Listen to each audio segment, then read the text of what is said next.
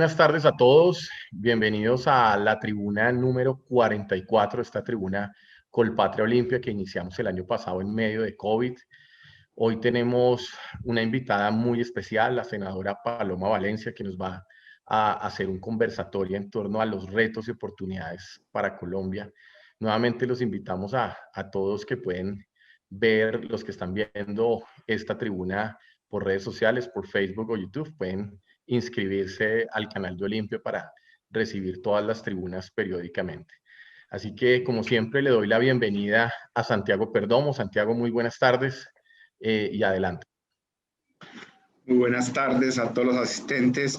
Un especial saludo a la senadora Paloma, que es una de las senadoras jóvenes y aguerridas que tenemos en este país. Paloma es abogada y filósofa de la Universidad de los Andes, especialista en economía de la misma universidad y magíster en escritura creativa de la Universidad de Nueva York. Fue candidata presidencial para los periodos precandidata presidencial para el periodo 18-22 y electa como senadora de la República para los periodos legislativos 2014-2018 y 2018-2022.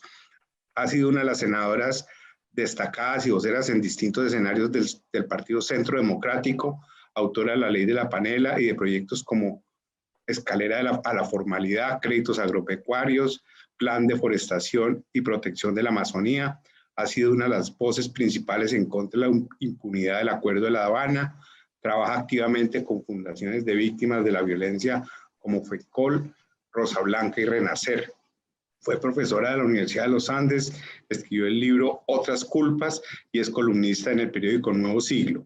También fue líder de opinión en los diarios El Espectador y El País, así como analista política de Blue Radio y en La Hora de la Verdad de RCN Radio.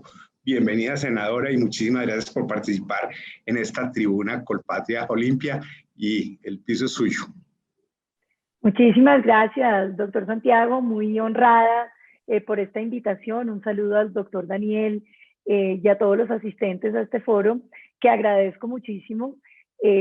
Yo he escogido hacerles una presentación a propósito de lo que son los retos y las perspectivas para Colombia. Yo creo que pues esta pandemia supone unas enormes dificultades y unos, digamos, retos muy grandes. Y arrancaría haciendo una reflexión sobre la importancia de las redes sociales que han permitido organizar la ciudadanía, darles mayor capacidad de participación, mayor articulación, capacidad de que ninguna causa sea pequeña y que todo el mundo pueda participar. Pero al mismo tiempo las redes sociales se han convertido en un vehículo que ha ayudado a difundir falsas verdades y que ha ayudado a que se consoliden como ciertas cosas que son absolutamente falsas. Y esto supone un enorme reto para la democracia. Primero, porque nos ha llevado a una crisis de legitimidad muy grande del modelo de representación democrática. ¿Y en esto qué quiero decir? Antes la gente elegía un congresista, un presidente, y consideraba que muchas decisiones se estaban delegando para que ese presidente las tomara y que lo que sucediera pues dependía de ese buen criterio que tuviera el gobernante. Hoy con las redes sociales los ciudadanos sienten que ellos debieran estar mucho más empoderados a la hora de tomar esas decisiones y que casi que debían consultarles en tiempo real qué están pensando sobre cada una de las grandes decisiones del país, con una desventaja, doctor Santiago, muy grande, y es que la gente opina sin necesariamente saber de los temas, sin necesariamente tener una información o unos argumentos o haber siquiera leído lo básico sobre el tema. Simplemente empieza a ver como unas modas y unas conversaciones de quienes piensan igual y que se van convenciendo de que eso es cierto porque todos pensamos igual. Y yo creo que ahí hay uno de los grandes retos para la Colombia que viene, y es el reto de cómo vamos a lograr consolidar la democracia con defectos, con limitaciones, con muchas dificultades, pero fundamentalmente una de las democracias que hay en el mundo y que permite, digamos, avanzar en pensar cómo queremos consolidar esa democracia en medio de esta polarización que generan las redes, en medio de las falsas verdades que generan las redes Y en esa cosa terrible, doctor Daniel, que yo creo que es uno de los efectos que alguna vez se habían hablado cuando se escribía sobre el efecto de la globalización y de la presencia de las redes sociales, que era la desconfianza frente a lo científico. Usted está hoy frente a una sociedad que dice, doctor Daniel, no me voy a poner la vacuna porque me parece que las pruebas de Pfizer han sido muy cortas, porque uno no sabe qué efectos pueda tener, pero al mismo tiempo esa misma persona le dice, le recomiendo que tome dióxido de cloro, que es buenísimo y que no tiene ninguna prueba y que no tiene ninguna investigación, si acaso se habrá dicho que puede ser tóxico para las personas, pero eso sí, tomémonoslo porque es que a mí me lo han recomendado unos amigos. Y ahí yo creo que hay una gran pregunta para la sociedad actual, para Colombia, para las democracias, sobre las tecnologías, los mecanismos, la manera como se construían las verdades en la sociedad. Y ese es un tema muy profundo y muy difícil, porque si no tenemos tecnologías para que algo sea cierto y para que todos consideremos que eso es cierto, si no tenemos tecnología, me refiero a un mecanismo, a un procedimiento que nos permita pensar, digamos, en qué es lo que es cierto de lo que está sucediendo, pues estamos ante una sociedad donde cada uno puede pensar lo que quiera y donde cualquier verdad puede ser verdad. Y la pluralidad de verdades pues significa simplemente que no hay ninguna verdad en la que podamos confiar. Yo creo que eso ha minado las posibilidades de la democracia y las ha minado en el siguiente sentido. Primero, porque ya no hay verdades científicas, pero segundo, porque la capacidad de que las discusiones discursivas se puedan ganar se ha desaparecido. Veo al doctor Gerardo Cárdenas con la pantalla prendida, entonces lo saludo y le hago la siguiente reflexión, y es, uno antes tenía una discusión y la ciudadanía, los interlocutores oían los argumentos y había posibilidades de que uno ganara un argumento, que uno ganara una discusión, que es fundamentalmente el oficio de los políticos. Se discute y se logra, digamos, construir un consenso, un acuerdo en torno a cuáles argumentos son mejores o peores en materia de lo que quisiéramos hacer.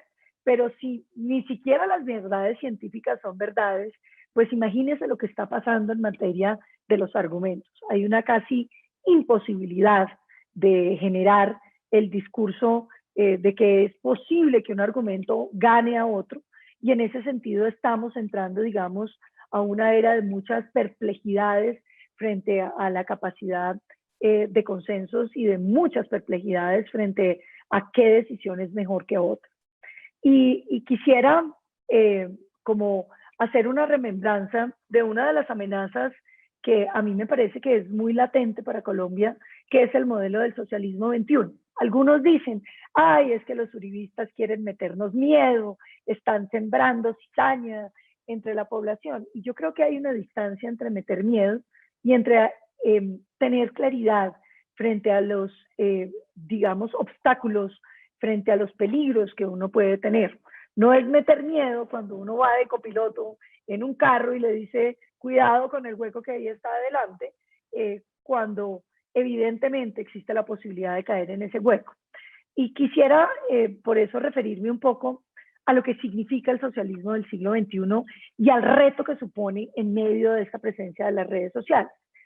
Porque normalmente el debate político ha estado circunscrito a que nosotros digamos qué cosas nos parecen buenas, qué cosas nos parecen mejores, y a que se apele a los argumentos históricos y a los argumentos de las experiencias de otros países, sin que estos sean verdades reveladas, para mirar, digamos, qué es lo que le pasa o qué le puede pasar a un país con unas determinadas políticas públicas. Y lo que pasa hoy en día es que la gente decide que no cree en los argumentos, no cree en las cifras, no cree en lo que está pasando, pero lo que es más grave, hay como un enorme sentimiento de que cualquier cosa es posible. Y yo creo que una de las maneras como para identificar no solamente el discurso del socialismo del siglo XXI, sino el discurso populista que ha ido, digamos, tomándose la política, es precisamente que ya no se habla de la política pública como un mecanismo de obtener cambios graduales dentro de lo que se ha ido construyendo, defendiendo, por supuesto, los logros y señalando los defectos de lo que hemos hecho como nación, sino que se considera que hay una forma de cambiar el mundo de manera automática. Es decir, que el mundo que es pensable debe ser posible. ¿Y con esto qué quiero decir?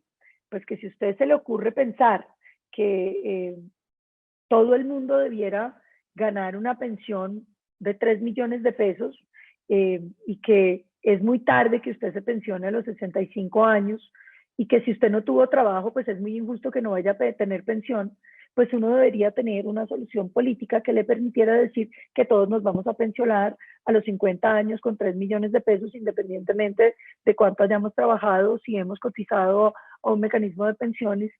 Y entonces instalan en el discurso un discurso frente a eso. Y entonces cuando usted sale a decir, bueno, pero es que eso no es posible, dicen, ah, pero qué señora como tan amargada, tan falta de interés social, porque es que se debería poder tener, es que es muy injusto que la gente no tenga una pensión más alta, es muy injusto que no todo el mundo tenga una pensión, es muy injusto que a usted le toque ahorrar.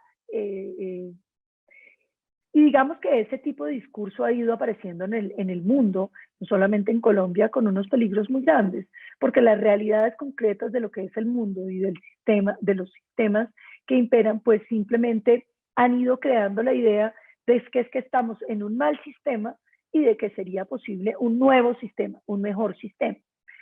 Yo diría que esas son las herencias de los modelos marxistas que creen que a través de la revolución uno llega a el diseño inteligente o el diseño humano de un nuevo modelo de gobierno, un nuevo modelo de mercado. Entonces usted oye hoy muchos discursos diciendo es que hay que cambiar el modelo, es que el problema es el modelo y ahí es que buscar otro modelo. Uno les pregunta, ¿cuál es el modelo? Pues un modelo más equitativo, un modelo con más oportunidades. Y yo diría, en ese sentido, para adentrarnos en los temas más específicos de esta exposición, es la política, queridos amigos, no es de qué. Todos estamos de acuerdo en el qué fundamentalmente.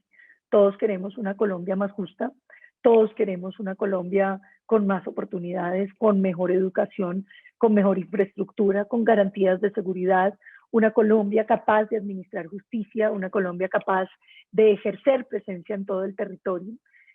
La pregunta no es esa. La pregunta en la política, y por eso es verdaderamente interesante la política, es cómo.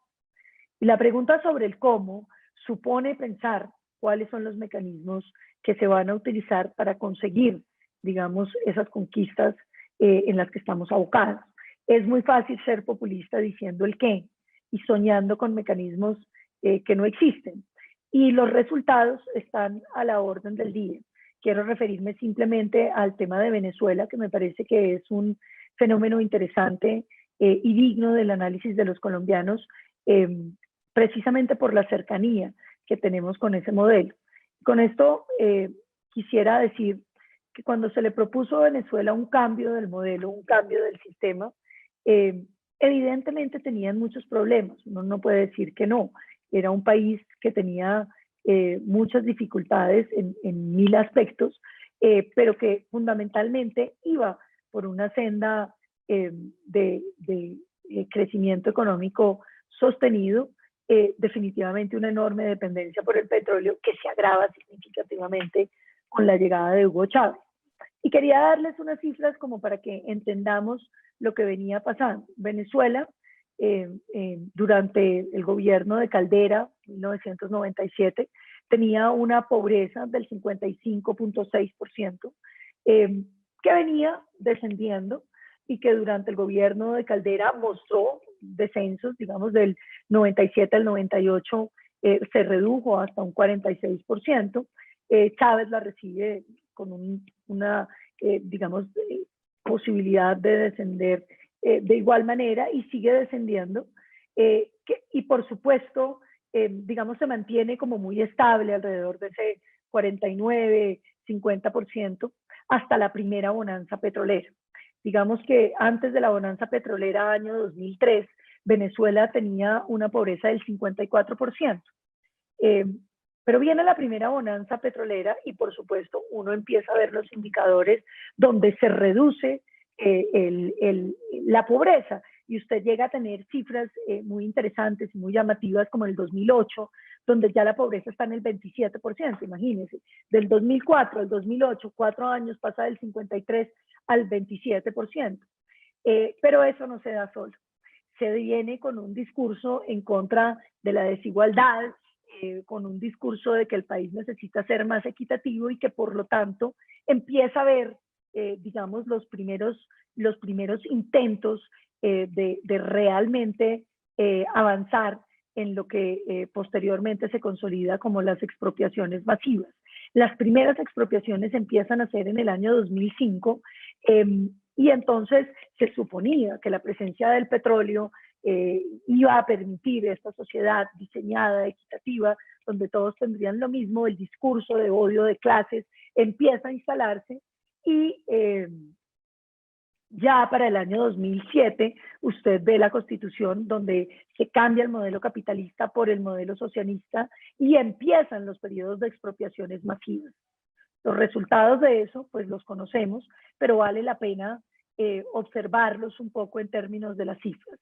Esa pobreza del 27% empieza a crecer hasta ubicarse en el 2019 en el 96% de la población en la pobreza. 96% de la población en la pobreza. Y esto, entonces dirán ustedes, ¿qué significa población en la pobreza? Pues bueno, que los índices de pobreza extrema de Venezuela, que estaban alrededor del 20-30% durante los periodos iniciales del chavismo, se ubican hoy en el 79% de pobreza extrema. Y esto se traduce en que los niveles de desnutrición, de la prevalencia de la desnutrición en ese país, que estaba en el 15% al inicio del chavismo, hoy están en el 35%. Esto quiere decir que 35 venezolanos de cada 100 están desnutridos. Es decir, no solamente no comen, sino que ya tienen lo que se llama hambre y efectos evidentes sobre su cuerpo y sobre su salud porque les falta alimento. Esto, por supuesto, uno tendría que unirlo a las inflaciones. Venezuela fue un país de inflaciones del 27-20% durante el inicio del chavismo y hoy, para el 2020, la inflación de Venezuela ha sido de 3 millones. Es decir, 3 millones hoy cuesta lo que costaba un peso el año pasado. La inflación del 2019 fue de 1 millón, la del 2018 del 130.000%, la del 2017 del 86%. Es decir, yo creo que aquí hay un tema que el país no puede seguir mirando como un tema ideológico. Aquí hay unos resultados reales sobre lo que significa llevar a los países a los discursos de odio de clases, de generar la idea de que el empresariado es malo, de que lo que hay que solucionar es la equidad y que la equidad se elimina, la equidad se alcanza quitándole al rico para entregarle al pobre. Porque esos modelos no solamente han fracasado en Venezuela, sino en todos los países que han optado como un modelo como ese. Entonces, lo siguiente que yo quisiera decir es, bueno, si eso es cierto, el modelo del socialismo del siglo XXI no le sirve a Colombia, ¿qué es lo que le sirve a Colombia? Yo diría, nosotros tenemos que profundizar el modelo de mercado con unas condiciones dignas de competencia y del derecho a la participación en la economía, que yo creo que es un tema, doctor Santiago, del que hablamos los colombianos, pero que no nos tomamos muy en serio. Yo diría que Colombia viene de una herencia, por supuesto, de lo que fueron las conquistas, donde las cédulas reales entregaban ciertos beneficios y entonces uno era un rentista con las figuras del Estado, y muchas de esas rentas siguen existiendo en Colombia en el siguiente sentido, en no haber permitido realmente desarrollar un sistema de competencia amplio en nuestro país. Yo creo que el gran problema que tiene nuestro país en términos de competencia es gigantesco. ¿Y por qué en términos de competencia? Porque yo creo que cuando uno ve las cifras de que Colombia tiene el mayor espíritu emprendedor de Latinoamérica, pues se tiene que hacer preguntas en torno a qué estamos haciendo los colombianos y sobre todo el Estado para permitir que ese espíritu emprendedor realmente emprenda, para que realmente quienes quieren producir en Colombia puedan producir en Colombia. Y yo creo que ahí estamos muy limitados y muy quedados en términos de lo que uno quisiera que se hiciera en nuestro país. Y con esto quiero decir lo siguiente. Colombia tiene una serie de dificultades muy grandes en términos de su participación en la economía.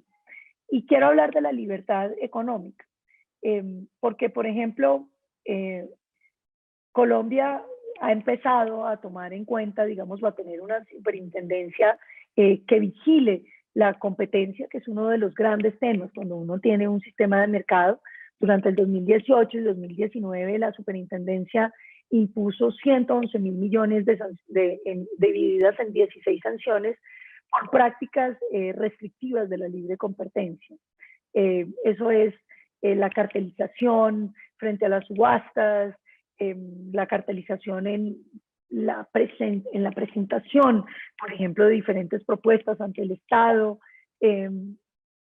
Y la cartelización la vemos en muchos sectores de nuestro país. En muchos sentidos, la cartelización no era tan mal vista en nuestro país hasta hace muy poco, donde se empezó a hablar de que no debía haber cartelización. Y esto me parece que es un tema que el país está viendo, pero hay un tema que en mi opinión es uno de los más graves, que no ha tenido suficiente preponderancia en las discusiones públicas, y es el abuso de las posiciones dominantes. Y eso me parece es uno de los temas que debiera ser prioritario para pensar en la nueva Colombia.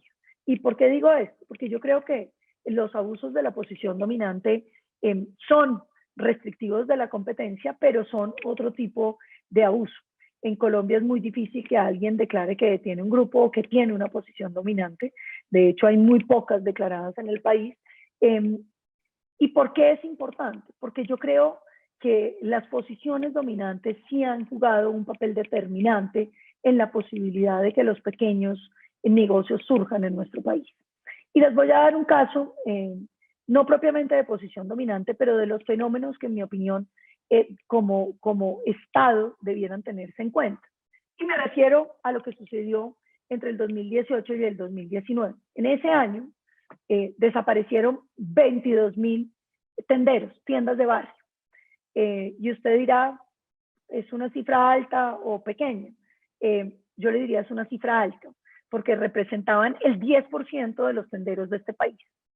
10% de los tenderos de este país, 22.000 familias que vivían de su tienda de barrio, salen de los negocios. ¿Qué dicen los estudios? ¿Por qué desaparecieron 22.000 tenderos? Porque entraron las tiendas de hard discount, que son un modelo muy interesante, muy importante en el mundo entero, que son las tiendas que logran maximizar el espacio, reducir la mano de obra, hacer compras en volumen y reducir finalmente los precios al consumidor en un 4.3% según los estudios colombianos. La entrada del hard discount en Colombia significó que 22.000 negocios perecieron. Uno diría, es la competencia, es la libre competencia. Entraron nuevas empresas que eran capaces de vender mucho más barato y pues un poco así pasó y pasó. Pero yo creo que ahí hay un tema que sí es delicado para un país como Colombia, y es cómo logramos que la economía sea inclusiva. Yo no estoy diciendo aquí que controlemos el mercado, ni más faltaba, ni estoy proponiéndoles que busquemos regular la entrada de competencia, pero sí que tenemos que pensar cuáles son los mecanismos que tienen esas pequeñas empresas para defenderse de la entrada de los grandes. Y entonces miremos el panorama de la pequeña empresa colombiana. Cualquier tienda de barrio que pertenece a una familia que vive de esa tienda de barrio. Y esto tiene mucho que ver con lo que han llamado en el país la formalización. En Colombia se habla mucho de la necesidad de las empresas formales, pero muy pocos se ponen a pensar qué es lo que verdaderamente significa ser formal en este país. Y Colombia tiene más o menos 2,5 millones de MIPYMES. Eso es una cifra gigantesca. Para que ustedes se den una idea, de las que tienen registro mercantil, más del 90%, doctor Daniel, son MIPYMES. Más del 90% de las empresas que tienen registro mercantil son MIPYMES. Y esas que están registradas constituyen solamente el 25% de las MIPYMES de este país. Y estamos hablando solamente del registro mercantil, que es tal vez el trámite más sencillo de la formalización, porque usted solamente tiene que ir, presentarse, pagar y queda inscrito. Pues bueno, les cuento, el 75% de esos 2,5 millones de empresas MIPYMES que tenemos en el país no están registradas. Y eso nos lleva a una cosa que es muy interesante. Y es, bueno, no sabemos realmente quiénes son los pequeños empresarios colombianos. Nadie sabe por qué. No los tenemos registrados, nadie sabe qué hacen, dónde están ubicados, a qué se dedican, en qué trabajan. Y ese sí que es un tema interesante, porque entonces, si uno dijera, bueno, ¿cuál es la situación de ese tendero que tiene que competir contra el hard discount? Pues lo primero es que seguramente estamos hablando de un tendero informal. ¿Y qué consecuencias tiene que el tendero sea informal? Bueno, tiene unas consecuencias evidentes. Primero, que no existen políticas públicas para él. Porque como no lo conocemos, no sabemos ni dónde está, ni qué hace, ni dónde está ubicado, pues la política pública no se ha dedicado a pensar en él, ni ha tenido una respuesta para él. Pero lo segundo, está totalmente por fuera de las posibilidades del crédito. No tiene acceso al sistema bancario en general, y si tuviera acceso al sistema bancario lo tiene como persona natural, y por supuesto no tiene ningún tipo de programa estatal que le permita competir contra los grandes. 50% de los micronegocios colombianos solo tienen un empleado y el 25% tiene 2 y solamente el 11% tiene 3. Es decir, cuando estamos hablando de los pequeños negocios de Colombia, estamos hablando de negocios que son familiares. Es solamente esa persona la que trabaja en ese negocio. Y ese está completamente excluido de la política pública y no aparece por ninguna parte, ni sabemos qué hace, ni qué vende, ni dónde está, ni qué necesita, ni cómo le podemos ayudar. Hay unas cifras que son alarmantes. 84% de todas las empresas del país no tienen contabilidad formal. El 83% no tiene ninguna cobertura de seguridad social de sus empleados. Menos del 15% de los micronegocios están formales, según la legislación colombiana. Y ustedes dirán, bueno, ¿y qué hacemos para que se vuelvan formales los negocios? Es dificilísimo, porque yo creo que nosotros no hemos entendido que la formalidad no son unas normas que se ponen para que se cumplan. La formalidad debería ser el reconocimiento del Estado, de los negocios y de la manera como la economía se desenvuelve. Ser formal en Colombia significa 25 trámites que tienen un costo entre el 32% y el 47% de las utilidades brutas de un negocio. ¿Eso qué significa? Pues que si usted es un negocio informal de 1 o de 2 empleados, tendría que usar entre el 32 y el 47% de sus utilidades brutas para volverse formal. ¿Y sabe qué beneficio le da ser formal? Muy pocos, porque la verdad es que la formalidad en Colombia son una serie de trámites como tener un INVIMA, como tener un permiso de funcionamiento, como tener un permiso de emisiones, como tener registro mercantil, como declarar renta, como tener toda la seguridad social. Es decir, son una cantidad de costos que en realidad lo único que le dicen ahora es usted es legal. Y eso no significa que usted necesariamente vaya a tener acceso al crédito, que sería tal vez lo único interesante que usted podría tener en la formalidad. Yo creo que nosotros tenemos que hacer un gran esfuerzo por repensar lo que significa formalidad y repensar lo que tiene que hacer el Estado frente a los negocios. Yo presenté un proyecto que se llama La Escalera de la Formalidad, que básicamente lo que dice es, reconozcamos los negocios que hay en este país, hagamos que todos se registren de manera gratuita, con un registro que puede ser distinto al registro mercantil tradicional, pero que cumpla los mismos propósitos y que sobre todo nos permita como sociedad y como Estado conocer los negocios que tiene Colombia, saber quiénes son, dónde están, qué venden, cuánto están facturando o cuánto están produciendo, para que podamos tener unas políticas públicas que nos permitan ayudarle a esos pequeños negocios. El gran reto que va a tener Colombia, que es un país de informales y cuyo empleo depende en más de un 80% de los pequeños negocios, es entender los pequeños negocios y poder hacer políticas públicas para sacarlos adelante. Nosotros no podemos seguir pensando que el Estado es una barrera para que los negocios no salgan, no existan, no puedan progresar, sino que tiene que ser un aliado para que esas familias colombianas, estos 22.000 tenderos que se quebraron, no se quiebren, porque son 22.000 familias que dejan de producir, que dejan de tener ingresos y que en general empiezan a pasar dificultades. Esas eran las cifras de antes de la pandemia. Por supuesto, ustedes conocen muy bien lo que ha significado la pandemia en términos de la destrucción de los pequeños negocios, de la destrucción del empleo y lo que puede significar la prolongación de esta pandemia en términos del empleo y la producción de nuestro país y del mundo. Y yo quiero traer aquí un ejemplo que me parece muy interesante y que vale la pena pensar. Y por eso, digamos, un poco obsesivamente les diría que Colombia tiene que hacer un mayor esfuerzo en garantizar el derecho a la participación económica, en garantizar las condiciones de competitividad de los agentes de la economía dentro de nuestro mercado. Colombia es un país que tiene más de 2.000 estaciones de servicio. Esas estaciones de servicio, en su gran mayoría, en un 70%, pertenecen a dueños que no son los grandes, digamos, los mayoristas del sistema de combustibles. Colombia tiene un 85% de propiedad democrática en las estaciones de servicio.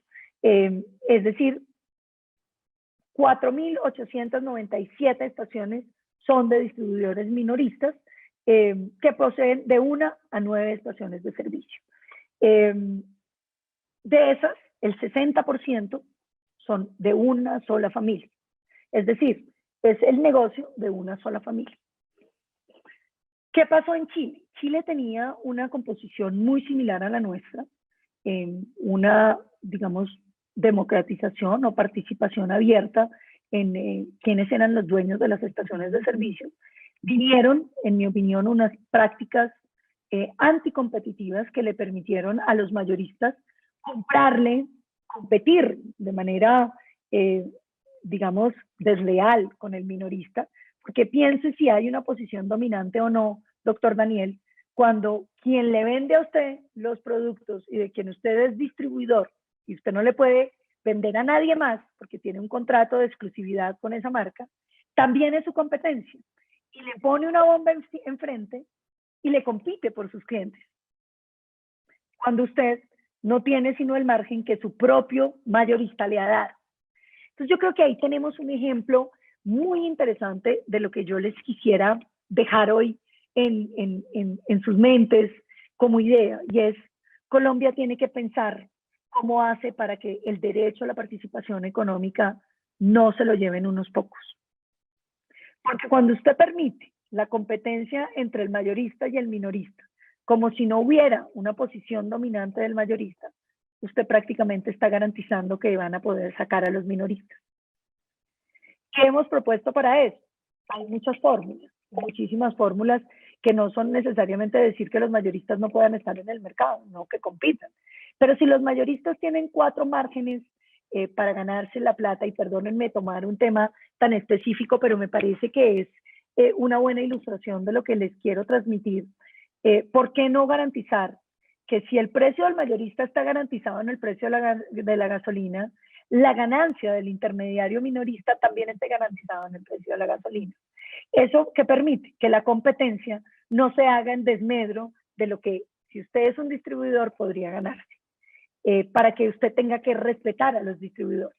Yo creo que esa es una manera de entender cómo podríamos garantizar. Hay otras fórmulas, por supuesto, y es pensar en tener una superintendencia que vigile más, o poder sancionar o declarar las posiciones de competencia mayorista, de los competidores mayoristas.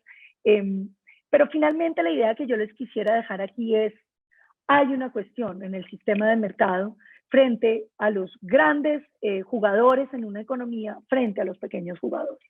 Y yo creo que ahí hay un espacio muy importante para que logremos que el sistema de mercado pueda realmente ser beneficioso para todos.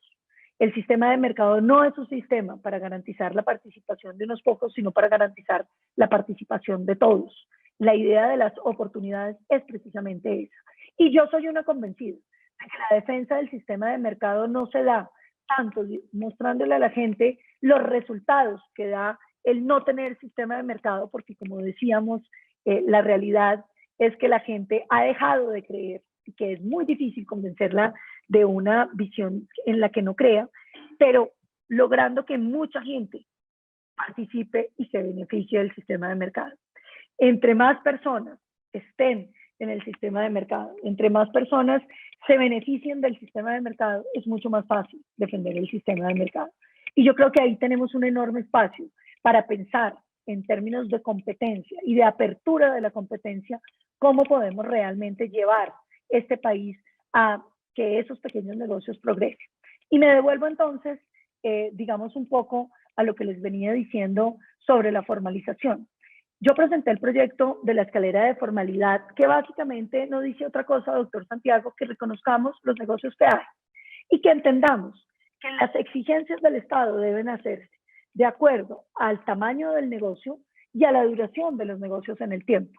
Esta idea que ya hoy, digamos, el gobierno me ha comprado y que hace parte de la ley de emprendimiento, por largas discusiones que hemos tenido con el señor ministro, tiene una idea muy simple y es: a los pequeños reconózcalos, conózcalos para poderles ayudar.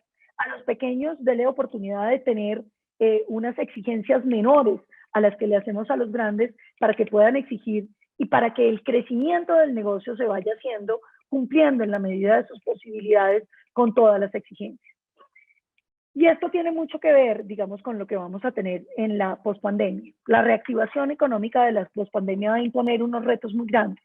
Y es cómo vamos a lograr no solamente proteger la gran industria colombiana, los grandes negocios colombianos, los grandes empleadores y generadores de riqueza y del PIB colombiano, que en realidad sí tienen voz, sino también cómo vamos a lograr defender esos pequeños negocios que generan más del 80% del empleo en este país.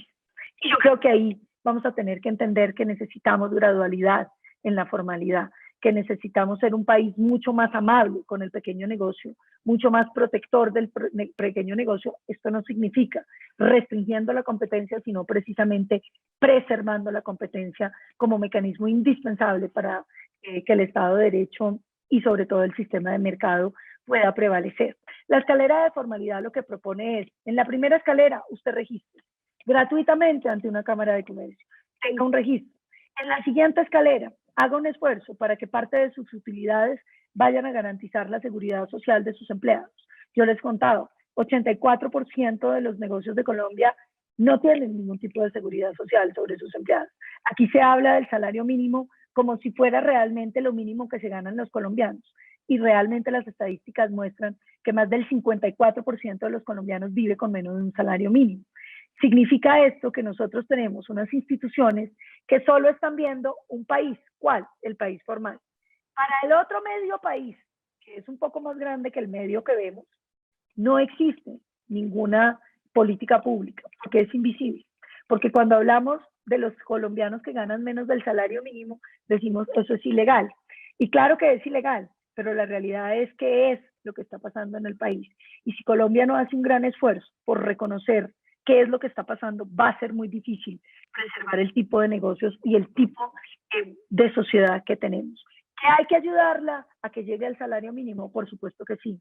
¿Que tenemos que tener incentivos para que esos colombianos tengan la seguridad social? Por supuesto que sí. Por eso yo he sido muy amiga de la implantación del piso mínimo de protección social, que es el reconocimiento, por ejemplo, para el agro colombiano, de lo que ya sucede. Y es que los colombianos les pagan un salario, siguen utilizando el CISBEN, y no están ahorrando nada para pensiones. ¿Qué es lo que propone el piso mínimo de protección social? Hombre, entendamos que pueden seguir usando el sistema de Sisbén y tienen una cobertura de salud, y es muy importante lo que logró el gobierno de decir, si usted tiene más de 2 empleados, usted puede tener una rebaja significativa en los costos de la salud, porque finalmente la salud se ha vuelto una cosa que mayoritariamente está subsidiando el Estado. ¿Pero qué es importante? Hombre, empecemos a hacer un ahorro pensional para los colombianos, para que cuando lleguemos a la vejez no lleguemos en una situación donde solamente unos muy pocos van a tener una pensión, sino que muchos hayan tenido algunos ahorros, aunque luego toque completarlos con los recursos del Estado. Yo creo que tenemos que pensar en cómo vamos logrando acercar a la ciudadanía al concepto de su pensión y del ahorro individual como mecanismo para garantizar esas pensiones. Y esto también tiene mucho que ver, digamos, con temas que yo creo que son fundamentales y que son muy importantes, que como decía, están relacionados con la formalidad, pero también están relacionados con esa manera que hemos tenido de gobernar, creyendo que solo lo que está regulado existe. Todo lo que no está regulado también existe.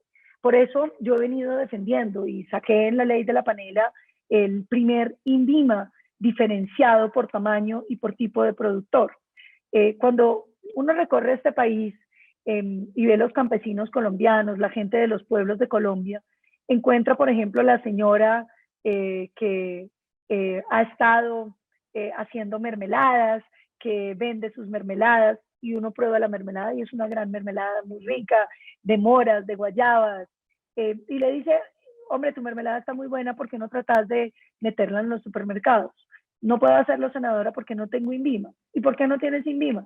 Porque me cuesta 2,5 millones o 3 millones de pesos y mi mermelada vale 5,000 pesos. ¿Cuándo va a poder la señora poder sacar un INVIMA con las exigencias que tenemos en el INVIMA para poder vender una mermelada artesanal? Yo saqué el concepto del INVIMA artesanal y el INVIMA emprendedor, que ha sido recogido nuevamente en la ley de emprendimiento por el gobierno. Ese INVIMA ya está vigente, aunque no está en funcionamiento porque le ha faltado la reglamentación, que se refiere básicamente a que el tamaño de los negocios debe dar lugar a unas condiciones distintas. Usted no le puede exigir buenas prácticas de manufactura a una señora que está vendiendo mermelada, o a un panelero, o a una persona que tiene un pequeño negocio. Usted lo que le tiene que es dar las indicaciones para que eso que la persona está elaborando tenga unos mínimos que garanticen que no va a ser nocivo para la salud humana, pero sobre todo unos mínimos que le permitan a esa empresa saber que está haciendo las cosas bien, que tiene unas prácticas ajustadas a la salubridad, unas condiciones de inocuidad frente a la salud de los colombianos, pero que le permita funcionar. Lo mismo con los principios de emisiones, lo mismo con los principios de uso del suelo. Yo fui ponente del Código de Policía y una de las grandes preocupaciones que discutía con los otros ponentes y con las fuerzas de policía era, yo no quiero que el código se vuelva un código para ir y cerrar los negocios de los colombianos que tienen en los barrios de Colombia el tendero que tiene una tiendita. Ellos me aseguraban, no, senadora, no va a ser para eso, y resultó siendo para eso. Y eso genera, digamos, una pérdida de la legitimación del Estado en términos de nuestra policía. Mucha de la antipatía que le tiene la ciudadanía a la policía ni siquiera tiene que ver con que la policía haga o no haga, es porque la ven, es persiguiendo al vendedor ambulante, es cerrando el negocio de la vecina, y yo creo que en eso nosotros tenemos que ser mucho más proactivos. Un colombiano que quiere tener un negocio es un colombiano que uno debe ayudarle a tener ese negocio con unas mínimas condiciones, ayudándolo a que la legalidad no sea un obstáculo para entrar al mercado, sino para que la legalidad sea una cosa que uno consigue siguiendo unas normas que son simples y que son graduales en la medida en que uno crece. Yo quiero terminar hablándoles de unos temas que me parecen fundamentales y sobre todo referentes al sector agropecuario. Yo creo que Colombia debe mirar su sector agropecuario, no como dicen muchos políticos colombianos, porque el futuro de Colombia está en el campo. Yo creo que uno no puede decir que la solución a los problemas de Colombia, que tiene un 35 y hoy creciente, ya más 40 y pico % de población en la pobreza, la solución es un sector que en el mejor momento ha producido entre el 12 y el 14% del PIB, pero que hoy está en un 5 o 6% del PIB. Evidentemente la solución de la pobreza de Colombia no está en el campo, pero tenemos una población hoy rural que está en la pobreza, y yo creo que tenemos que pensar en cómo vamos a lograr que ese sector agropecuario se reactive. Y vuelvo e insisto, yo soy una convencida, doctor Santiago, de que el acceso al crédito es uno de los factores más importantes, no solo para la microempresa, sino para el agrocolombiano. Y les voy a dar unas cifras que son muy tristes. Colombia tiene 2 millones de unidades de producción agrícolas, esto según el censo que se hizo en el 2019, el censo agrícola del 2019. 2 millones de productores agrícolas. De esos, el 74% tiene menos de 10 hectáreas. Y en términos globales, el 48% tiene menos de 3 hectáreas. ¿Qué quiere decir esto? Que nosotros somos un país de pequeñas unidades productores agrícolas. Y esto es muy interesante, porque a uno y mira el crédito agropecuario del país, doctor Santiago, y solamente 4 de cada 100 pequeños productores agrícolas han tenido acceso al crédito. Doctor Daniel, y al ritmo que vamos, nos vamos a demorar más o menos 90 años en que todos alguna vez hayan tenido un crédito. Entonces, si usted se preguntara qué le pasa al agrocolombiano, no solamente no tiene tecnología, que es lo que le permite ganar productividad, sino que no tiene tecnología porque usted no tiene plata para meter tecnología. No tiene plata para hacer cambios de productividad significativos. Nosotros estamos convencidos de que hay que hacer una gran reforma al sistema de crédito agropecuario, eliminar los 2 tipos de título que tiene Finagro y tener un solo título agropecuario, y que además los títulos agropecuarios deben ir a los productores agropecuarios y no a la cadena del sector agropecuario, porque hoy usted encuentra que la gran mayoría de los créditos agropecuarios de este país terminan en parte de la cadena, es decir, termina teniendo usted en supermercados y grandes superficies ubicado el mayor porcentaje de créditos agropecuarios y no en el sector agropecuario. Yo creo que ahí también tenemos unos espacios que tenemos que buscar, porque lo que me interesa a mí en esta visión del país es que reconozcamos, digamos, los pequeños y pensemos en los pequeños como jugadores de la economía colombiana y que garanticemos el derecho a participar en la economía. ¿Y qué más fundamental que participar en la economía que poder tener acceso al crédito? Y generemos la política pública para poder tener crédito e irrigación de recursos para que esos negocios puedan ir saliendo adelante. Y esto tiene mucho que ver, digamos, con una visión de que el sector agropecuario no puede seguir siendo un sector simplemente productor de bienes primarios. Nosotros tenemos que mirar el sector agropecuario como un sector que transforme los productos. Soy autora de la ley de la panela que les contaba, que básicamente mira el sector panelero, que no sé si el doctor Daniel sepa, es el segundo sector más grande agropecuario de Colombia. Después del café es la panela. 450.000 familias, doctor Santiago, viven de la panela en este país. En un país que además ha dejado de consumir panela, porque ya uno no se toma el tinto con panela, ni se toma la aguapanela en la casa, sino que los productos de consumo masivo han ido tomando el lugar de los productos artesanales, y está muy bien. ¿Qué es lo que proponíamos en la ley? Afortunadamente, los incentivos tributarios se cayeron en la reforma tributaria, pero insistiremos en ello, y ahora invitemos al sector de los productos de consumo masivo a tener productos endulzados como panela, como lo va a hacer Postobón sacando una aguapanela envasada, que va a ser comprada a muchos pequeños paneleros y que tenía un incentivo económico en la ley. Pero lo segundo, pensemos en los productos que realmente podrían salir de la panela. Y el producto principal, por supuesto, son las mielas paneleras con capacidad de producir licores artesanales, rones especialmente.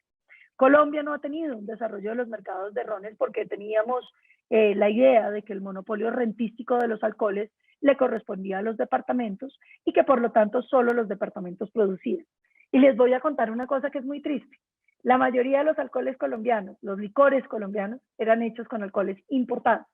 Usted se tomaba un aguardiente néctar o un aguardiente antioqueño o un aguardiente caucano y resulta que eran hechos con alcoholes que venían de Ecuador y de Perú porque Colombia perdió las posibilidades de producir alcoholes. Y usted dirá, pero tan raro, ¿y nosotros no tenemos caña para producir alcoholes? De sobra tenemos caña. No tenemos ya trapiches en capacidad de empezar a producir esos alcoholes. De sobra los tenemos. ¿Qué hicimos con la ley de la panela?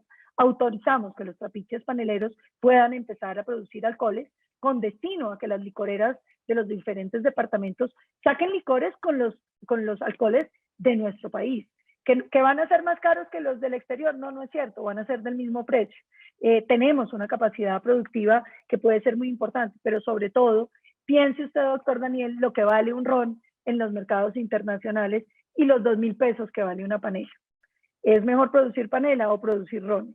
Y eso no quiere decir que dejemos de producir panela, quiere decir que produzcamos panela y que parte de las mieles que hoy producen panela empiecen a producir rones, que tienen un mercado gigantesco con vocación exportadora que puede abrirle oportunidades a esa población pobre, porque los paneleros son el sector más pobre de los deciles más pobres de los productores agropecuarios colombianos. Los podemos llevar a multiplicar por 10 sus ingresos y creemos que en eso puede haber una enorme oportunidad. Quiero terminar diciendo, y también pues el tema del fomento forestal, pero quiero terminar haciendo la siguiente reflexión para que tengamos tiempo para las preguntas. Muchos colombianos dicen, ¿por qué no llevar el Estado colombiano a todo el territorio? Y suena simple, es como, ¿por qué no abrir una sucursal del Estado en cada uno de los municipios o de las veredas de Colombia? Pero resulta que el Estado no es una sucursal. El Estado es mucho más que una oficina. El Estado es la institucionalidad. El Estado es la confianza que tienen los ciudadanos en el Estado. Y puede ser una definición un poco, y me perdonan, que se repite a sí misma, decir que el Estado es la confianza del Estado en los propios ciudadanos, pero en muchos sentidos es así. El Estado no es sino pues, lo que la ciudadanía reconoce y quiere como Estado. Entonces, yo diría que en ese sentido nosotros tenemos que pensar en el territorio que tenemos. Colombia no es un potrero donde uno pueda ir a abrir sucursales. Colombia tiene entre el 50 y el 40% de su territorio en selvas. Selvas que son inaccesibles incluso a los radares de última tecnología. Y esto supone pues que uno tiene que entender su territorio para entender el Estado. El Estado colombiano no está en todo el territorio, no porque no se nos haya ocurrido o no hayamos querido llevar. No está en el territorio porque no hemos sido capaces de construir Estado en todo el territorio. Y yo quisiera devolverme en esa reflexión frente a 3 temas centrales. El primero, porque la naturaleza del territorio nos ha creado una frontera interna, el frente colonizador, que como todas las zonas de frontera es propicio para los negocios de la ilegalidad. Y mientras Colombia no entienda que ese frente colonizador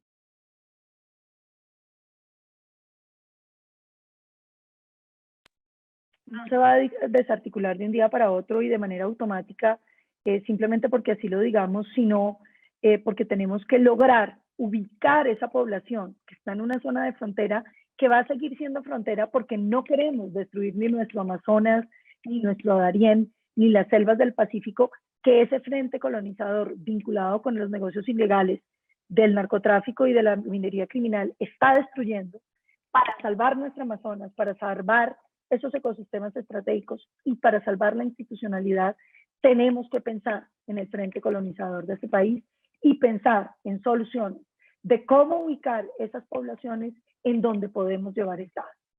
En ese frente, en esa frontera de la selva, no será posible consolidar el Estado. Lo segundo, Colombia tiene un Estado que tiene que terminar de legitimarse. Y yo diría que hay 3 elementos que legitiman el Estado. Es decir, ¿qué quiero decir con legitimación para los que no son abogados o politólogos aquí? La confianza en el Estado. El sentimiento que usted pudiera tener, doctor Santiago, de que conviene tener un Estado.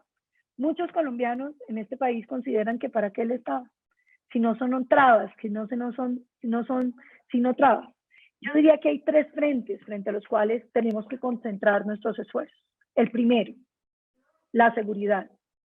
El Estado aparece en sus orígenes más primarios como la garantía de la seguridad, de que el fuerte no abuse del débil. Mientras Colombia no logre consolidar la seguridad, va a ser muy difícil que su Estado tenga legitimidad. Y la seguridad en nuestro país está vinculada a los negocios del narcotráfico y de la minería criminal. Si Colombia, y en esto quiero ser muy clara, no es que yo no esté de acuerdo con la legalización, maravilloso, legalicemos cuando se pueda legalizar. Y solo vamos a poder legalizar cuando los países desarrollados decidan legalizar. Y estamos muy lejos de que eso suceda. Si usted legalizara en Colombia la coca, que es nuestro problema, le cierran los mercados europeos al día siguiente y los mercados de Estados Unidos, que son nuestros principales socios comerciales. Eso sin contar que todos los mercados internacionales se nos cerrarían y Colombia se quebraría. No podríamos legalizar sin el concurso del mundo entero. Entonces, hablemos de las cosas que son posibles. Posible es combatir el narcotráfico para que los grupos ilegales no tengan recursos para asesinar colombianos. Y yo creo que eso es un primer factor de legitimación. El segundo factor de legitimación, y que es fundamental, es la administración de justicia. Cuando usted va a los territorios que están dominados hoy por grupos ilegales, ¿qué encuentra? Grupos ilegales resolviendo los problemas entre los campesinos o entre la ciudadanía, porque es un factor de legitimación. Cuando usted resuelve los problemas de la ciudadanía, desactiva las violencias por la propia mano, desactiva la justicia por la propia mano. Entonces nosotros necesitamos hacer un gran esfuerzo en términos de una reforma a la justicia, que no solamente se refiere a la estructura de la justicia, para que la justicia sea unívoca, es decir, que todos los casos iguales sean fallados de manera igual, para lo cual yo siempre he propuesto la unificación de las altas cortes, sino necesita hacer una gran inversión en la primera instancia y tener brigadas de jueces sobre el territorio, recorriendo las veredas y solucionando los problemas básicos y de conflictos sociales, de interacción social, de la venta de la vaca, del arrendamiento, que hoy no resuelve nuestra justicia. Y el tercer punto son los bienes públicos. Colombia hoy es una nación fragmentada especialmente por clases sociales, porque no tenemos bienes públicos. ¿Y con esto qué quiero decir? Usted tiene una educación pública que en realidad no es pública, porque le toca en general a quienes no tienen recursos, porque quien tiene recursos pasa a sus hijos al sistema privado.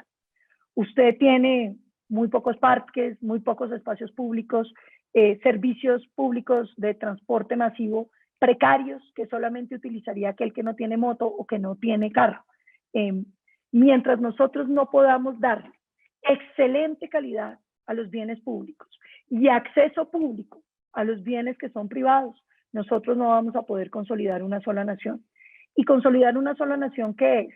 Es que podamos tener como colombianos un sueño común que nos permita, independientemente de las diferencias ideológicas, avanzar hacia un destino que sentimos que es común y que nos incluye a todos.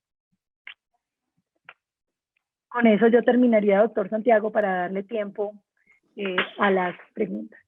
Bueno, muchísimas gracias, senadora.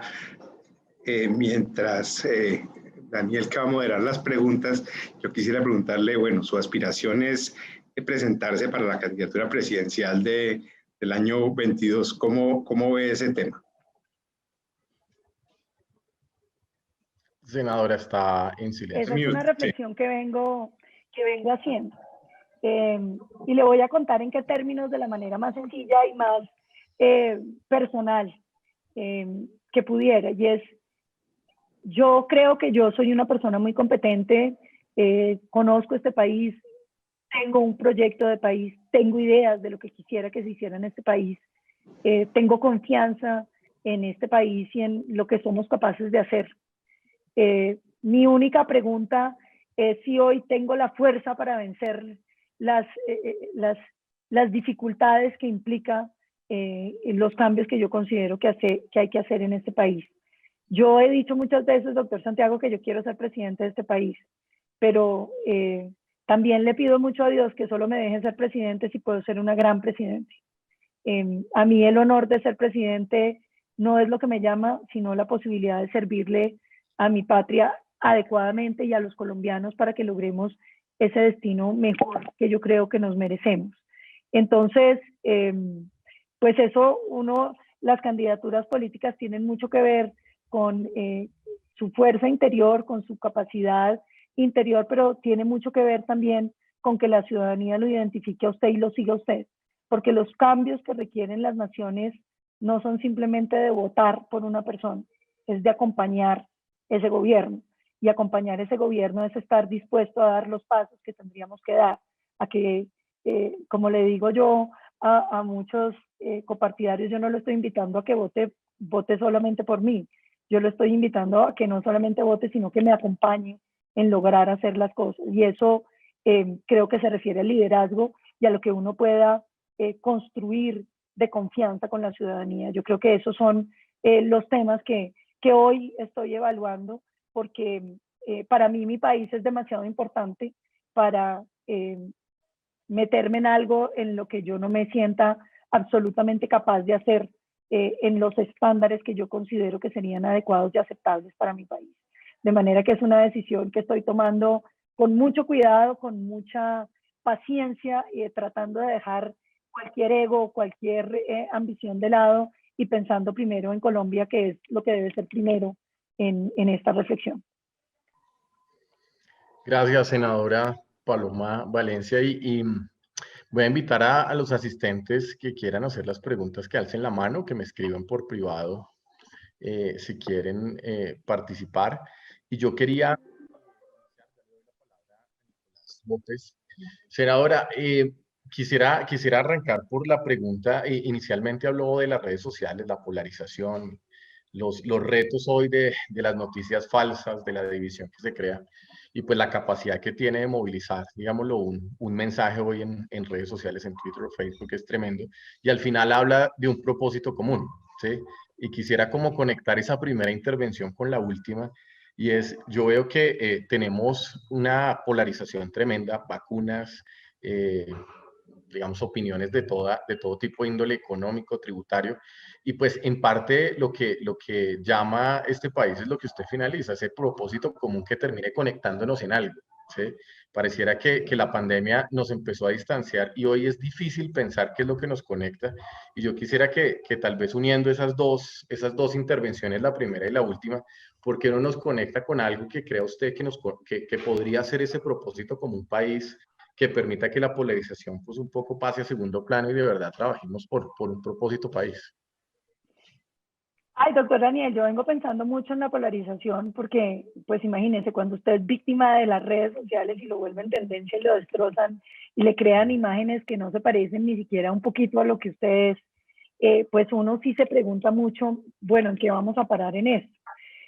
Yo diría que los colombianos tenemos que crear unos bienes públicos que permitan una integración. Y le pongo un ejemplo.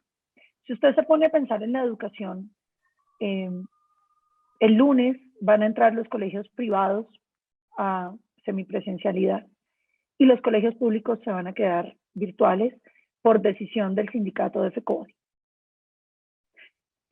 La primera reflexión que uno tendría que hacerse ante eso es, ¿por qué puede pasar eso?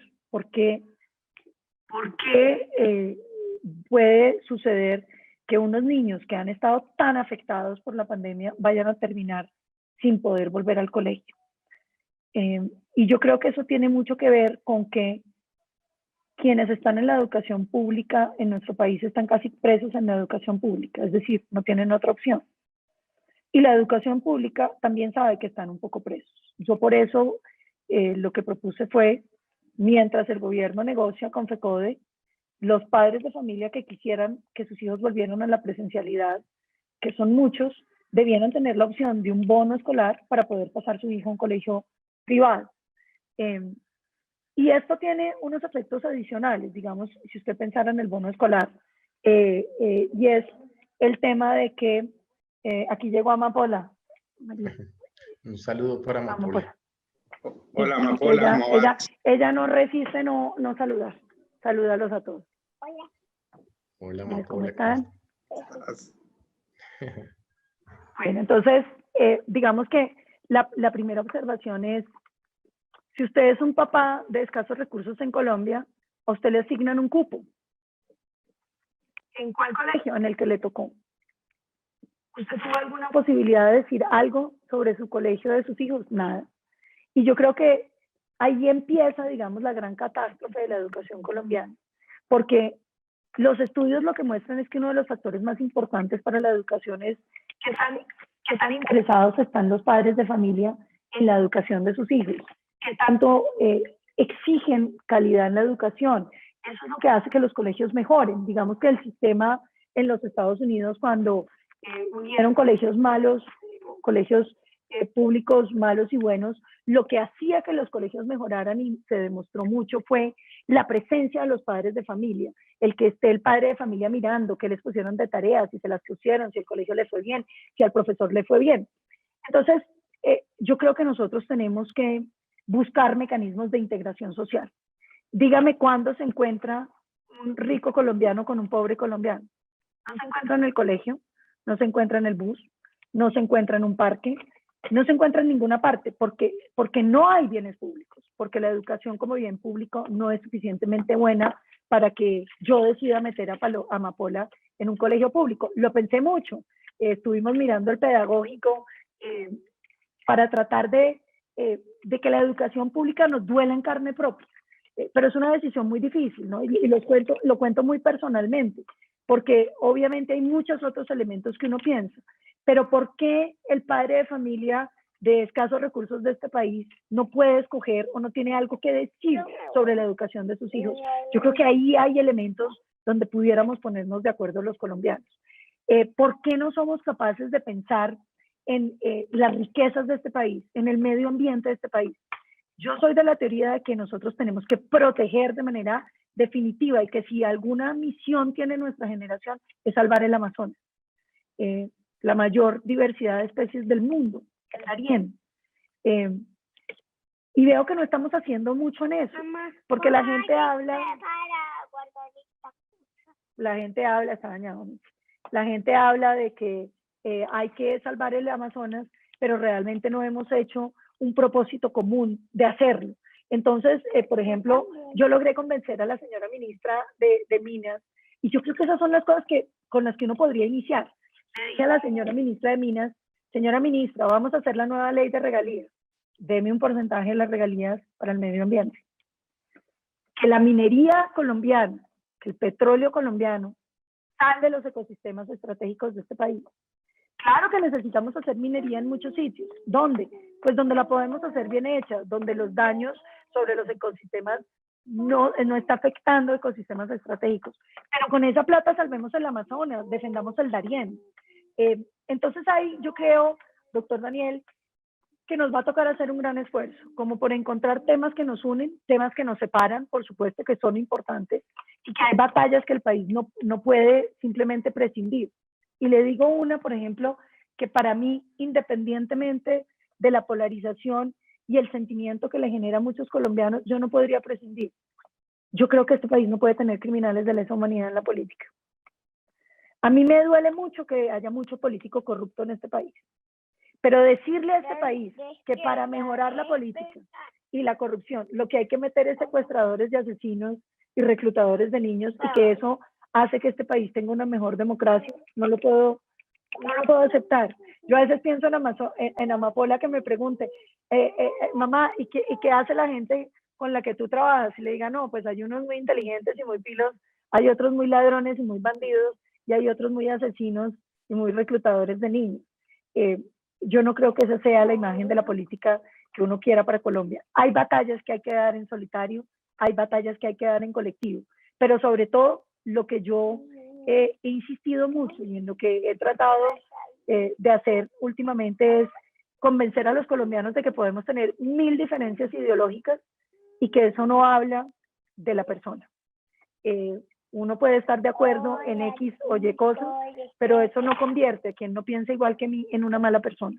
Yo vengo de una familia que ha hecho política, y que ha hecho política desde el Partido Conservador y desde el Partido Comunista y desde el Partido Liberal y desde la calle, en cosas distintas. Y yo creo que uno lo que tiene que entender es que las diferencias ideológicas no hablan de la calidad moral de las personas ni de sus condiciones. Y que si nosotros logramos recuperar la empatía humana de que podemos pensar distinto, pero sin embargo poder tener una comunicación, podemos recobrar discusiones que sean constructivas para el país y no solamente destructivas. Gracias, senadora. Voy a darle la palabra a Nicolás López. Nicolás, estoy activando el audio. Muy buenas noches y adelante. Buenas noches, Daniel, muchas gracias. Buenas noches, senadora Paloma. Bueno, yo tengo dos preguntas, una sobre el tema principal y otra que es muy personal. La primera es sobre la confianza de las personas en el Estado, ¿no? Usted anteriormente dijo que la gente ya no cree, y yo mismo he sido testigo de eso, de que la gente ya no cree. Un ejemplo de son con las 130.000 hectáreas que se erradicó el año pasado.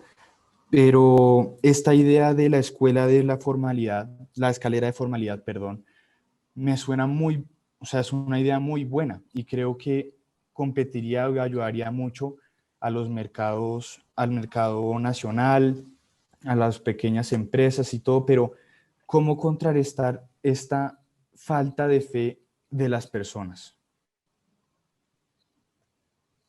Nicolás, yo creo que precisamente así.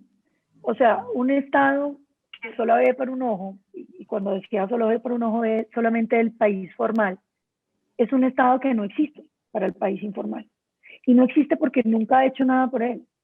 Entonces yo creo que en el propósito mismo de legitimar el Estado, de devolverle confianza, yo decía hay tres pilares: la seguridad, la justicia, los bienes públicos. Pero en esos bienes públicos es que el Estado te vea, te reconozca. Es que yo a veces pienso mucho en el tendero que tiene su tiendita en el garaje de su casa. Y cuando llega el Estado es para cerrarse. Y cuando llega el Estado es para decirle que no tiene permiso de funcionamiento. Y cuando llega el Estado es porque, digamos, lo va a agredir en un sentido figurado. Es decir, no lo apoya, sino que lo agrede. Entonces uno no existe para nada de lo bueno, pero solo existe para que lo persiga. Y yo creo que lo que hay es que revertir eso, porque el Estado puede ser aliado de los pequeños negocios colombianos. El Estado puede ser el que les ayuda. Yo no te digo con un subsidio gigantesco, porque la economía colombiana no da para unos subsidios gigantescos. Pero, hombre, ayúdele a que si saca el INVIMA, entonces le digan, hombre, usted debería tener estas mínimas consideraciones, no vaya a hacer esto, tenga cuidado con los cables, tenga revisiones para garantizar la seguridad, las cosas que son básicas. Uno no puede tener unas reglamentaciones que parecen hechas por burócratas que nunca han tenido un negocio. Uno tiene que acercar al Estado. Y yo creo que la confianza del Estado, Nicolás, surge de que el Estado primero te vea. Tú no puedes creer en quien ni siquiera te ve. Y muchos colombianos sienten que el Estado no los reconoce, no los ve, no los tiene en cuenta. Y yo creo que en muchos sentidos pasa eso, porque es un Estado que mira así. Medio país gana menos de un salario mínimo. Y aquí el gran debate es cuánto va a subir el salario mínimo. Cuando hemos hablado de qué hacemos con la gente que gana menos de un salario mínimo. Aquí se propuso, por ejemplo, que la gente que ganara menos de un salario mínimo pudiera cotizar por horas para poder empezar a ahorrar en pensiones, para poder tener algún tipo de riesgos laborales. Y entonces salieron todos los académicos a decir que era el colmo porque querían precarizar el trabajo. ¿Cómo que querían precarizar el trabajo? Es que el trabajo ya está precarizado. Está tan precarizado que ni siquiera pueden hacer un ahorro pensional. Entonces yo creo que hay que repensar ese medio país de la informalidad que no estamos viendo, Nicolás, y eso haría que muchos colombianos vuelvan a sentir que el Estado existe. Esto con la seguridad, la justicia en los términos en los que hablé y la creación de grandes bienes públicos que permitan integración social. Gracias, senadora. Y la segunda pregunta, que es ya más personal, yo de familia militar y con papá militar, quiero saber su postura sobre qué retos tiene la fuerza pública en este año específicamente. Ya pues con la vacunación y todo esto, por ejemplo, puede ser más presencia en la frontera interior, No sé, quisiera saber su postura. Nicolás, yo soy una gran admiradora de nuestras fuerzas y te felicito por ser familia militar. Me alegra mucho Gracias. saberlo. Yo creo que hay muchos retos. A mí me sigue preocupando mucho el tema de la JEP. Vamos a ver cómo sale la imputación de los famosos falsos positivos y eso qué dimensión va a tener y qué efecto va a tener. Yo soy una convencida de que la justicia es justicia en la medida en que sea imparcial. Un juez que tiene una afiliación política adversa a las Fuerzas Armadas no debiera juzgar las fuerzas. Creo que ese es un error y que ha repercutido no solo la JEP, sino la destrucción del fuero penal militar en la confianza de las fuerzas en las instituciones colombianas. Yo creo que esa crisis de legitimación del Estado la ve uno en todo el escenario en diferentes figuras. Entonces yo creo que ese sigue siendo un gran reto. Los temas jurídicos de nuestras fuerzas siguen siendo un gran reto. Pero refiriéndonos a la pandemia, yo creo que hay una de las cosas que me parece más importantes de la política de seguridad democrática del presidente Uribe y que siempre la menciono como uno de los elementos que para mí es fundamental, y es: la fuerza pública no es nada si no tiene la confianza de la ciudadanía. La política de seguridad democrática funcionó porque había más de 2 millones de informantes contándole a la fuerza pública en tiempo real lo que estaba pasando, porque había confianza en que la fuerza pública estaba actuando adecuadamente, respetando los derechos humanos, porque había confianza en esa institución. Hoy, cuando uno ve esas campañas en contra de la fuerza pública, cuando uno ve el deterioro de la imagen de la fuerza pública en la opinión de los colombianos, en especial de la policía, pues uno tiene una gran preocupación. Y yo creo que ahí tenemos que buscar que no es un problema de doctrina, como han dicho, es un problema de empatía de la ciudadanía con los policías, porque la ciudadanía deja de ver el policía, el señor policía, para ver el uniforme. Y el señor agente deja de ver el ciudadano, su vecino, para ver simplemente el control. Yo creo que nosotros tenemos que hacer nuevamente un gran acercamiento de nuestra fuerza pública con la ciudadanía, y eso se hace a través del trabajo que empieza a hacer la fuerza pública con la ciudadanía, de manera que para mí el tema de la vacunación en manos de las Fuerzas Armadas o con ayuda de las Fuerzas Armadas va a ser fundamental, porque cuando la ciudadanía sienta nuevamente empatía personal, que es, doctor Daniel, lo que yo creo que se perdió finalmente en esta polarización, es reconocernos como personas, reconocer en todos el valor de ser persona y los defectos de ser persona y las virtudes de ser persona, pues va a ser muy difícil. Entonces yo creo que este año puede ser muy importante para que la fuerza pública vuelva a ganar cercanía con la ciudadanía, vuelva a sentir confianza y vuelva a sentir respaldo de la ciudadanía. Hay mucho país que la adora, que la quiere, pero hay también un país que se ha ido llenando de sentimientos adversos a la fuerza pública, que hay que trabajar de fondo para que la fuerza pública pueda ser realmente la encarnación de la fuerza pública de todos. Muchas gracias, senadora. Gracias. Muy cierto es lo que dice. Senadora, le voy a dar la palabra a Rafael Rodríguez, que nos escribió por el chat para dar la palabra. Rafael, muy buenas noches y estoy activando el audio. Muy buenas noches. Quisiera saber si me escuchan claramente y si me ven. Sí, Sí, adelante, señor. escuchamos. No te vemos, pero te oímos muy bien. Doctora Paloma, mi afecto, mi admiración, mi cariño y aprecio. Usted ha sido mi compañera de columnas del País, de Los Irreverentes, del Portal del Capuchino. No sabe cuánto aprecio y valoro su valentía, su integridad. Usted es un ejemplo de lo que debe ser la pulcritud, la transparencia y la coherencia de los ciudadanos de Colombia. Usted no ha Honor que hecho me haces. nada, Muchas gracias. nada distinto que luchar por la República, por el establecimiento de las instituciones democráticas.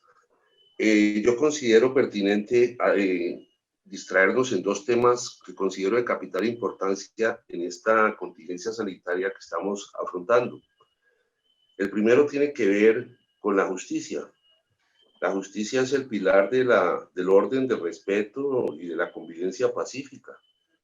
Es inentendible que hayamos desaprovechado esta oportunidad para desatorar, para descongestionar la justicia, con la reducción sustantiva de procesos judiciales y contrario a lo que esperábamos, se ha congestionado y se ha asignado mal la justicia. Eso no tiene presentación, a pesar del decreto legislativo 806 que dictó el gobierno nacional para hacer efectivos los medios virtuales. Ese es un primer punto. El segundo punto, y con todo el cariño y respeto que tengo por el doctor Santiago, por el doctor Carlos Pacheco Devia y por toda la banca, considero que es absolutamente indispensable que afrontemos y enfrentemos el problema financiero que padece Colombia. Las obligaciones financieras se han encarecido, la cartera se ha vuelto de dudoso recaudo del sistema financiero. Es necesario realmente que se modifique la metodología para fijar las tasas de interés en Colombia. Esa metodología es carente de racionalidad. Yo me he permitido presentar una propuesta racional, posible, sostenible para modificar esa metodología, de manera que eso genere un alivio.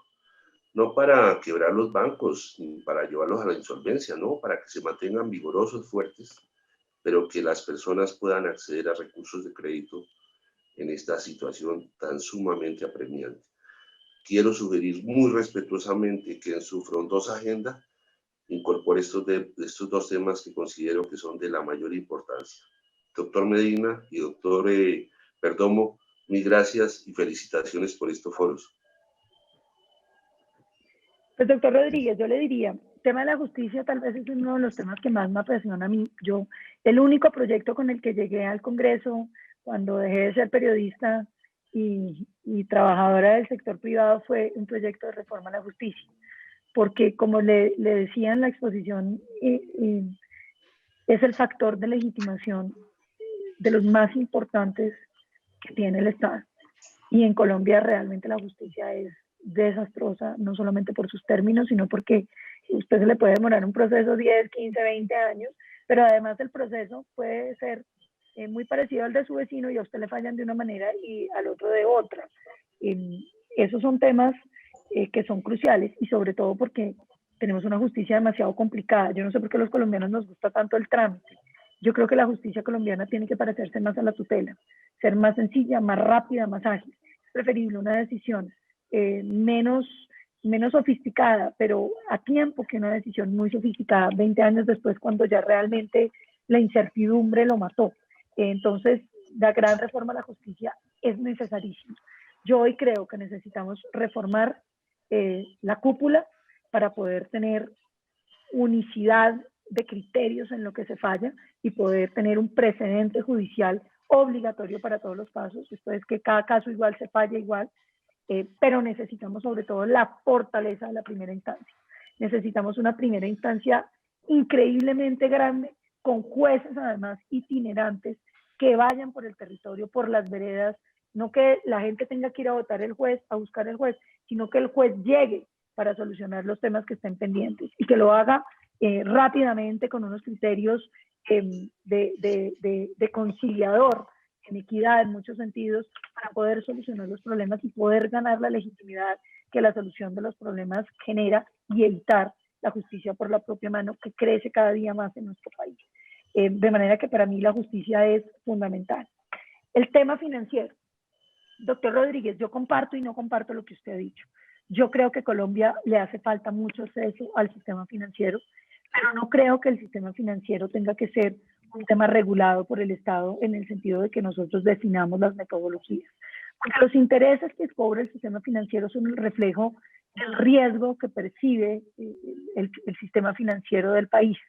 Y yo creo que ahí nos faltan varias cosas. Lo primero es que yo creo que el sistema financiero no es el único llamado a generar crédito. Hay otros sistemas, muchos, que debieran estar funcionando, que no han tenido un desarrollo en el país y que hay que darle alas a que se desarrollen. Me refiero, por supuesto, a los fondos de inversión, el fintech y todas esas figuras que pueden ser definitivas para el acceso al crédito en muchísimos sectores.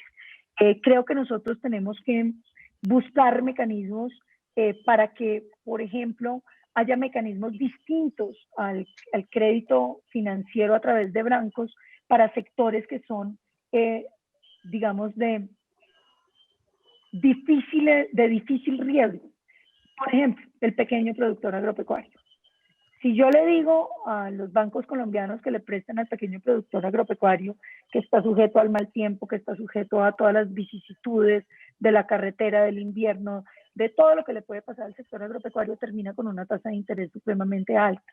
Y entonces los esfuerzos que hacemos de subsidiar los créditos del sector agropecuario realmente nunca llegan, porque es tan riesgoso prestar que termina siendo, digamos, una plata mal invertida. Yo creo que nosotros debemos buscar mecanismos más directos para ese crédito.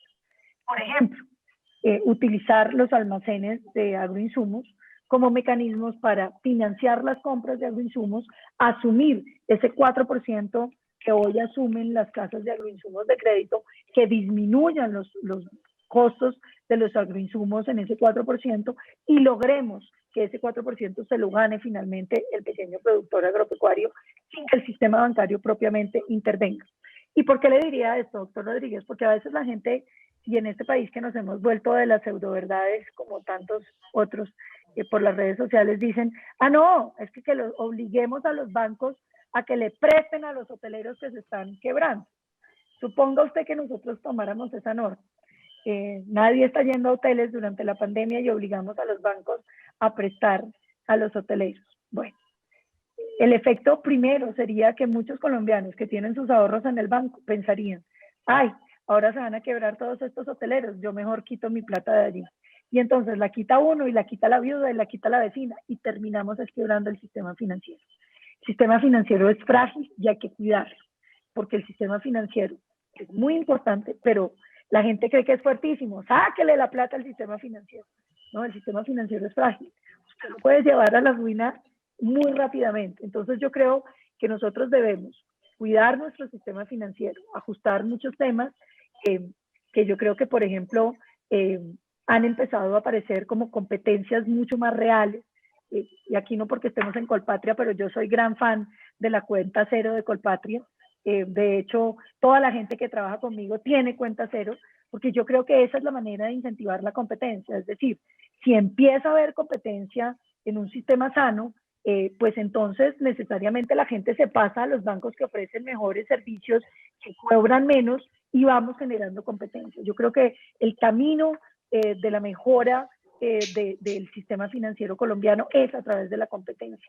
Y creo que hay muchos sectores que por su riesgo inherente, porque no sabemos, porque no tienen historia financiera, los informales, el sector agropecuario pequeño, tenemos que buscar herramientas distintas, herramientas más directas, banco de oportunidades, crear infraestructura financiera diversa que no ponga en peligro nuestro sistema financiero, pero que al mismo tiempo abra el acceso al crédito.